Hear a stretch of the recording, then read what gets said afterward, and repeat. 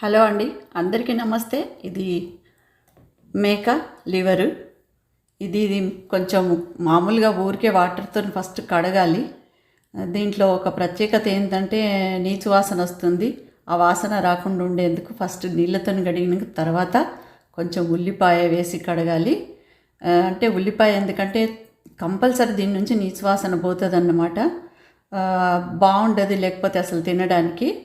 ఇంకా తర్వాత వడగట్టి ఇప్పుడు మంచిగా మళ్ళీ ఒక నిమ్మకాయ పిండి శుభ్రంగా మళ్ళీ కడగాలి. దీంట్లో ఎలాంటి వాసన ఉండకుండా చాలా రుచిగా వస్తుంది. ఇది ఒక ట్రిక్ అండి. ఇది ఎందుకంటే ఈ ఉల్లిపాయ ఒకసారి కడిగి రెండోసారి నిమ్మకాయ కడగటం వలన మొత్తం దీంట్లో ఉన్న లివర్ వాసన అంతా పోతుంది. ఈ మేక లివర్ ఇది, గోట్ లివర్. అయితే ఏంటంటే ఇలా శుభ్రంగా కడుక్కొని పక్కన పెట్టుకోవాలి. తర్వాత కుక్కరు ఇది మామూలుగా హాకిన్స్ కుక్కర్ అండి, మేము ఎప్పుడైనా వాడేది.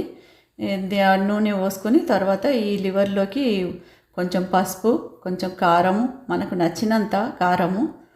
కొంచెం కారంగా ఉంటేనే బాగుంటుంది లివర్ కర్రీకి. ఎందుకంటే నీచు వాసన రావద్దు అనుకుంటే దీంట్లోకి కొంచెం సాల్ట్, తర్వాత గరం మసాలా వేసి, గరం మసాలా అయినాక మొత్తం ఇది కొంచెం అంటే మటన్ మసాలా, ఇది బన్నీవాలే మటన్ మసాలా, అది కూడా కొంచెం వేసి కలిపి పెట్టుకోవాలి పక్కన. తర్వాత ఈ నూనె పోసినాం కదా, వేడైనాక కొంచెం ఉల్లిపాయ ముక్కలు వేయాలి.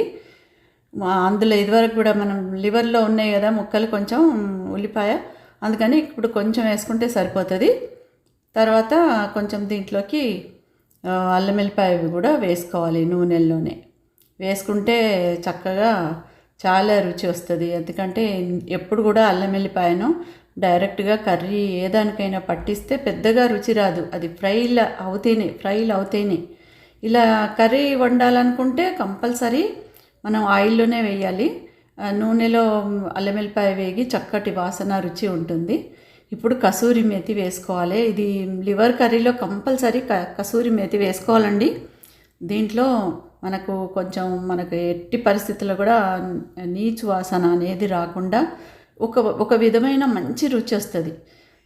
అది వేగినాక తర్వాత మనం ఈ లివర్కు మనం పట్టించి ఉంచినాం కదా అన్నీ, అంటే మ్యారినేట్ చేసి పెట్టుకున్నాం కదా, అది వేసేసుకోవాలి.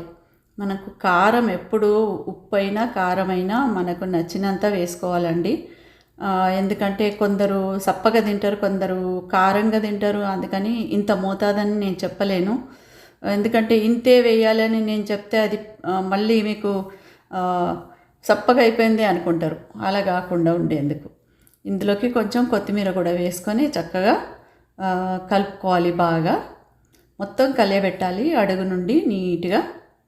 హాకిన్స్ కుక్కర్ చాలా బాగుంటుందండి. ఎందుకంటే పర్ఫెక్ట్గా టైం ప్రకారం ఉడికిపోతాయి ఇందులో.